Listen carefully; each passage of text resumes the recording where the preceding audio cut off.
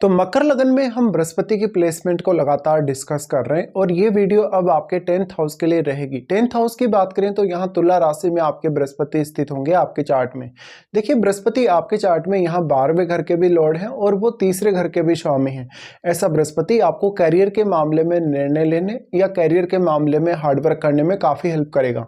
अब क्योंकि बृहस्पति ज्ञान और बुद्धिमत्ता को दर्शाते हैं या आपके विवेक को दर्शाते हैं, ऐसे में इस बात की संभावना काफ़ी ज़्यादा है कि आप जो भी पर्टिकुलर कैरियर अपना चुनेंगे उसमें अपनी पूरी विवेकशीलता, बुद्धिमत्ता या अपने सारे गुणों का इस्तेमाल कर पाएंगे। साथ साथ में क्योंकि बृहस्पति एक ड्यूअल प्लैनेट है, ड्यूअल होते हुए आप अपनी पूरी की पूरी जो क्षमता है और पूरी की पूरी जो योग्यता है उसका इस्तेमाल तो करेंगे ही, लेकिन आपके सामने कैरियर को लेकर काफ़ी सारे ऑप्शंस भी अवेलेबल होंगे और आपको उनमें से कोई भी बेस्ट ऑप्शन चुनने का अधिकार ऐसा बृहस्पति देगा।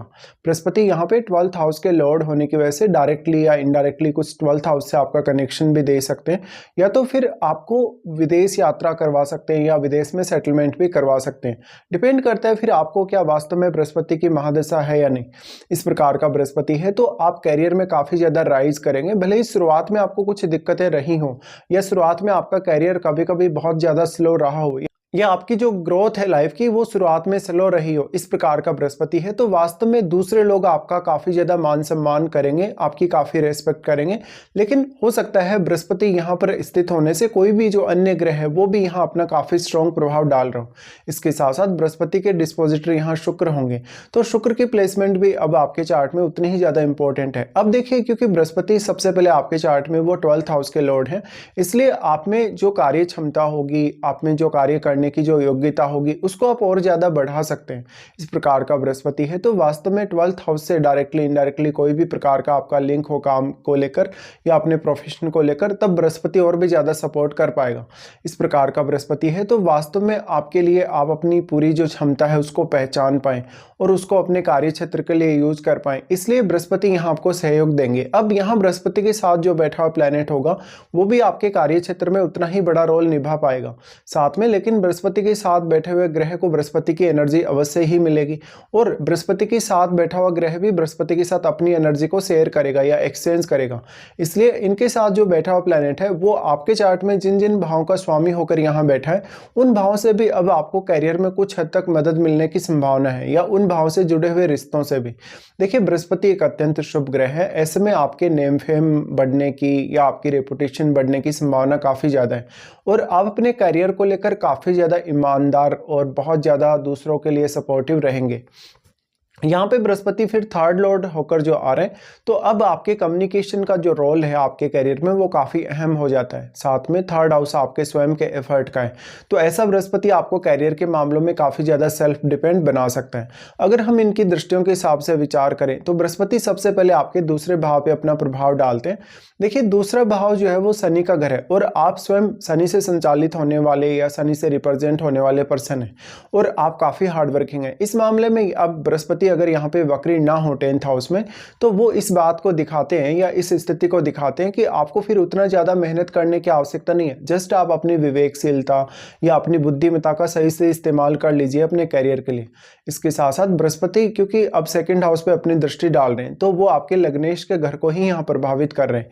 ऐसा बृहस्पति आपकी वेल्थ एक्युमुलेशन में काफ़ी मदद करेगा अपने पैसे को मैनेज करने, अपनी आर्थिक स्थिति से रिलेटेड डिसीजन लेने के लिए। अब अगर यहाँ कोई फायरी ग्रह बैठा है 2nd हाउस में तो फिर भी फैमिली के साथ कुछ हद तक रिलेशन कभी कभी खराब हो सकते हैं, लेकिन बृहस्पति की दृष्टि फिर भी यहाँ आपको काफ़ी ज़्यादा ही फेवर करेगी। तो ऐसा बृहस्पति आपको मान सम्मान या रेपुटेशन के साथ साथ आर्थिक रूप से काफ़ी ज़्यादा हेल्पफुल होगा। अब 2nd हाउस में जो बैठा हुआ प्लैनेट है अगर वो बृहस्पति का मित्र ग्रह हो तो बृहस्पति का प्रभाव भी यहाँ बहुत ज़्यादा अच्छा होगा और आपके 2nd हाउस में जो बैठा हुआ प्लैनेट है वो भी यहाँ काफ़ी बेहतर वर्क कर पाएगा आपके लिए।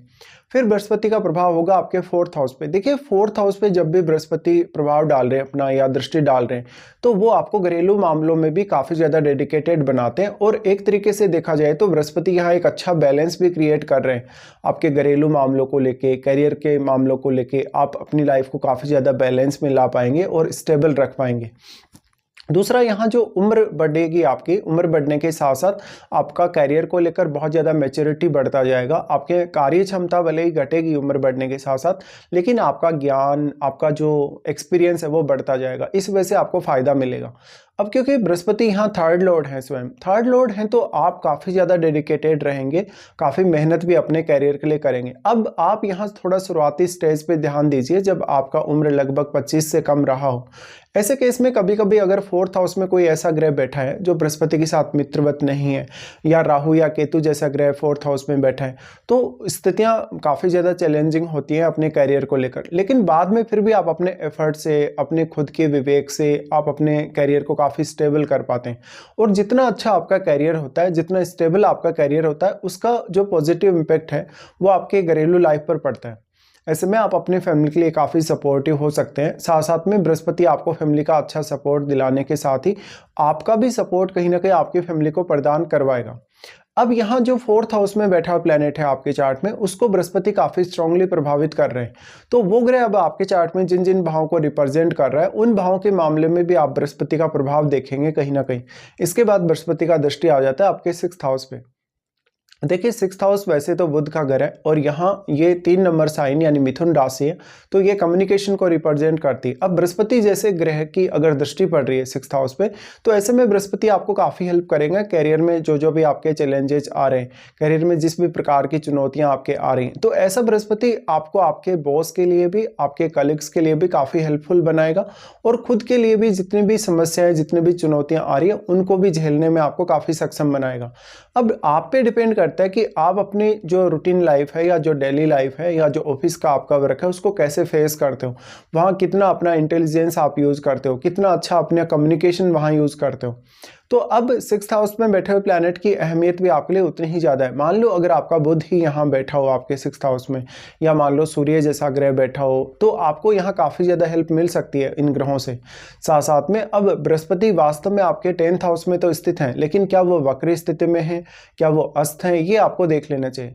इसके साथ ही आपको फिर फर्क पड़ेगा अगर आपको बृहस्पति की महादशा हो, और अगर ऐसी दशा आपको लगभग 25 की एज के बाद आ रही हो, या 30 की एज के बाद आ रही हो, तो आप ज़्यादा स्टेबल अपने कैरियर को रख पाएंगे।